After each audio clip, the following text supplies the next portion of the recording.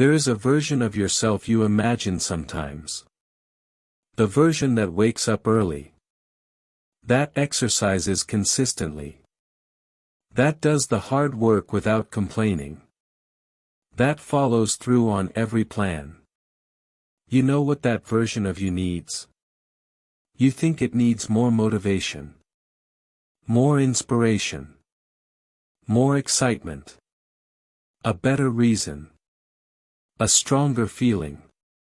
So you look for it. You watch motivational videos.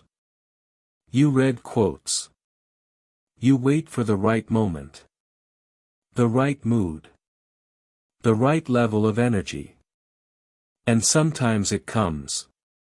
That surge of feeling that says, today is the day. Today I will do it. And you start. With real energy. Real commitment. But then a few days pass. The feeling fades. Life gets in the way. And you are back to where you were. Waiting for the feeling to return. If this sounds familiar, you are not alone. And there is a very specific reason this keeps happening. The problem is not that you lack motivation. The problem is that you are relying on it. Motivation is real. It is powerful. But it was never designed to be a foundation. It is a spark. Not a fuel source. And building a life on motivation is like building a house on a fire. Bright at first. Gone before you finish the walls. Let us understand what motivation actually is, so we can stop being surprised when it disappears. At its core, motivation is a feeling. A state of wanting. A pull towards something you find exciting, meaningful, or rewarding. In the brain, motivation is closely tied to dopamine. A chemical that fires not just when you receive a reward, but when you anticipate one. That is why a new goal feels so energizing. Your brain is lighting up in response to the possibility of something good. The idea of a new job. A new relationship. A new version of yourself. These possibilities are exciting. And dopamine makes sure you feel that excitement. But here is the problem. Dopamine responds most strongly to novelty. To the anticipation of something new. Once the novelty wears off, once the goal is no longer new, once the excitement of starting fades, the dopamine signal weakens. And that feeling you were counting on, that drive, that desire, gets quieter. This is not a personal failure. It is neuroscience. Your brain is not broken. It is doing exactly what it evolved to do. Respond strongly to new possibilities. Then recalibrate once the situation becomes familiar. The trouble is that most meaningful goals require consistent effort long after the novelty is gone. The exciting part of learning a language is the beginning. The first words. The first simple sentences. The moment when everything feels possible. The hard part is month 4. Month 7. When it is no longer new. When progress feels slow and invisible. When you sit down to practice and the excitement has completely disappeared. The exciting part of a new fitness routine is week 1. The new gym shoes. The sense of possibility. The soreness that feels like progress. The hard part is week 6. Week 10. When it is no longer exciting. When the results are coming slowly. When the alarm goes off and nothing inside you wants to move. And that is exactly where motivation leaves you. Standing at the hard part. Alone. Wondering where the feeling went. This is why motivation is unreliable as a strategy. It shows up when things are new. It disappears when things get real. And real is where the work actually lives. So what is the alternative? Discipline. Not as a replacement for motivation, but as the structure that holds you up when motivation is gone. Here is the key difference between the two. Motivation asks, do I feel like doing this right now? Discipline asks, did I decide to do this? Motivation is mood dependent. Discipline is decision dependent. Motivation lives in the emotional part of your brain. Discipline lives in your commitments. And commitments do not change with your mood. There is a trap that many people fall into here. It is called waiting for the right time. I will start when I feel more ready. I will commit when things calm down. I will begin properly when I have more energy, more time, more clarity. But the right time is a myth. There is no version of the future where conditions are perfect and motivation is constant and everything lines up neatly before you begin. The conditions you are waiting for do not exist.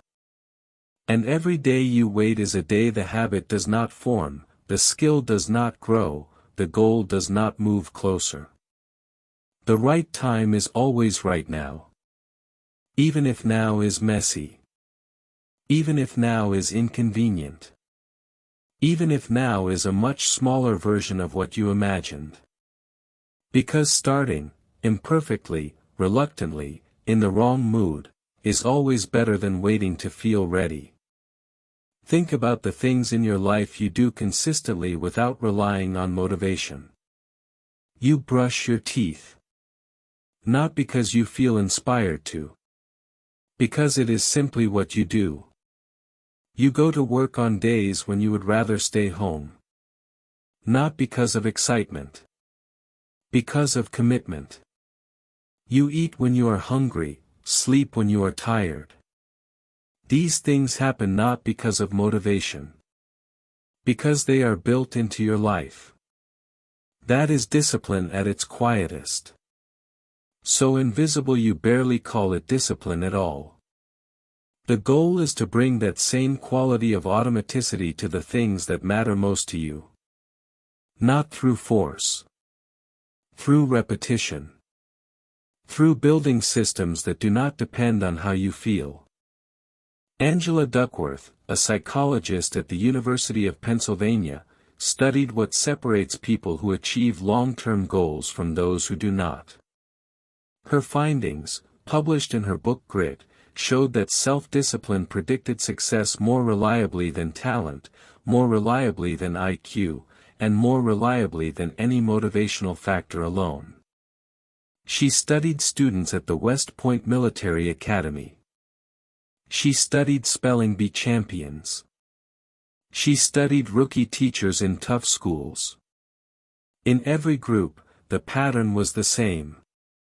The ones who succeeded long-term were not necessarily the most gifted or the most inspired. They were the ones with the most consistent follow-through. The students who performed best were not the ones who felt most inspired. They were the ones who showed up consistently. Even when they did not want to. Even when the work felt boring. Even when progress was invisible. That consistency, not intensity, not inspiration, was the deciding factor. But here is something important to add. Because this conversation is not complete without it. Motivation and discipline are not enemies. They work best together. Motivation is what often gets you started. It is the initial energy that says, this matters to me. I want this. That energy is valuable. Do not dismiss it. But discipline is what carries you through after the motivation fades. Think of motivation as the match that starts the fire. And discipline as the wood that keeps it burning. You need the match to begin. But without the wood, the fire dies the moment the match goes out. Most people have the match. They light it over and over again. What they are missing is the wood. So how do you build the wood?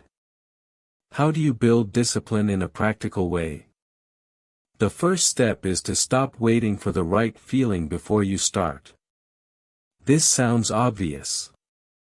But it goes against a deeply held belief most people have. The belief that you should feel ready before you begin. That motivation should precede action. But research on behavior change consistently shows the opposite. Action comes first. Motivation follows. When you start doing something, even without wanting to, the brain begins to engage. You sit down to write and nothing comes. But 5 minutes in, something stirs. You start the workout feeling reluctant.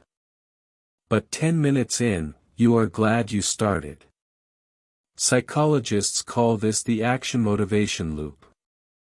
Action generates motivation. Not the other way around.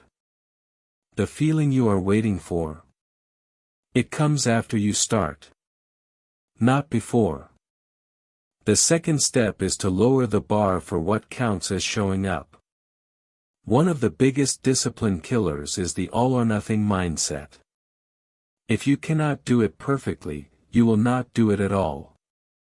If you cannot do the full workout, you skip the whole thing. If you cannot write a full chapter, you do not open the document. But a 5-minute workout is infinitely better than no workout. One paragraph is infinitely better than a blank page. Because the goal of showing up is not the output you produce on that one day.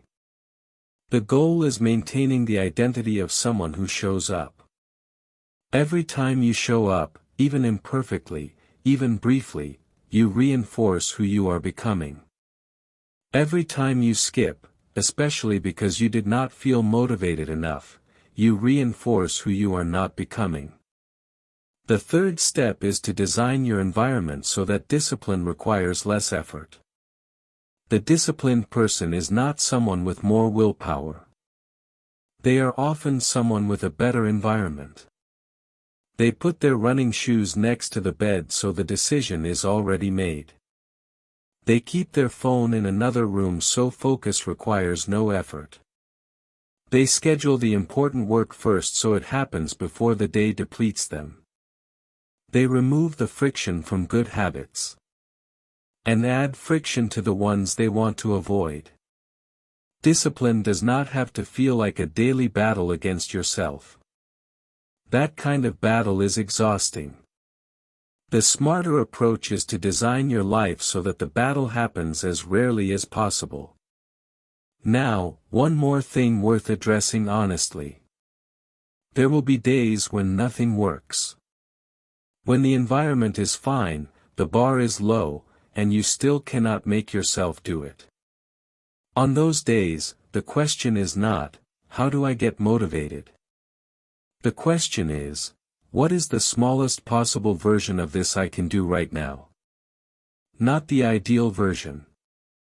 Not the version you planned. Not the version you imagined when you were feeling good. The version that is possible today. Even if it is tiny. Even if it feels embarrassing compared to what you hope to do. Because tiny counts. Because tiny adds up. Because tiny is still a kept promise. And the discipline you build from 100 tiny kept promises is far more durable than the discipline you try to summon from one big surge of motivation. There is a writer who once said he had a rule. On days when he did not feel like writing, he only had to write one bad sentence. Just one. It could be terrible. It did not matter. He just had to sit down and write one sentence. And almost always, one bad sentence turned into 2. Then 10. Then a page. Because the hardest part was never the writing. It was starting. It was overcoming the resistance of the blank page and the quiet voice that said, "Not today." One bad sentence defeated that voice. Every time. That is discipline. Not dramatic. Not heroic. Just a small, honest showing up. Motivation will come back. It always does. It is not gone forever. It will visit again. But it cannot be your strategy. Your strategy is the system. The decision. The showing up. Day after day. Mood after mood. Season after season. That is the difference. Motivation is the feeling that something is possible. Discipline is the practice of making it real. You need both. But only one of them is under your control every single day. And that is the one worth building. I hope this video brought you something meaningful. If you find it helpful, please like and share it with someone who may need it.